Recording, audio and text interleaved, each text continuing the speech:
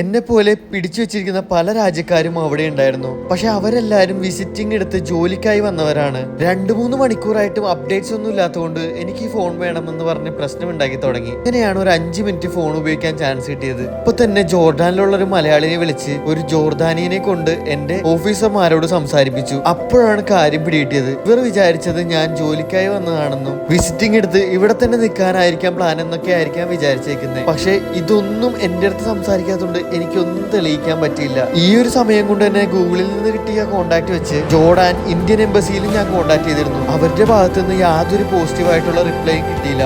അങ്ങനെ 24 മണിക്കൂറോളം എന്നെ കസ്റ്റഡിയിൽ വെക്കുകയാണ് ഉണ്ടായത്. സത്യം പറഞ്ഞാൽ ഇതെല്ലാം യാത്രയുടെ ഭാഗമാണെന്നും ഇതെല്ലാം ലൈഫിലെ ബെസ്റ്റ് എക്സ്പീരിയൻസ് ആണെന്നും വിചാരിക്കുന്ന ആളാണ് ഞാൻ. അങ്ങനെ അവർ എന്നെ ഫ്ലൈറ്റ് കയറ്റി നാട്ടിലോട്ട് അയക്കുകയാണ് അവസാനം ഉണ്ടായത്. എല്ലാം ലൈഫിൽ നടക്കുന്നതിന് ഒരു കാരണമുണ്ടാവും. അപ്പോൾ ഇതിലും നല്ലത് ഉണ്ടാവുമെന്ന് വിചാരിച്ച് നമ്മൾ യാത്ര വീണ്ടും തുടരുകയാണ്.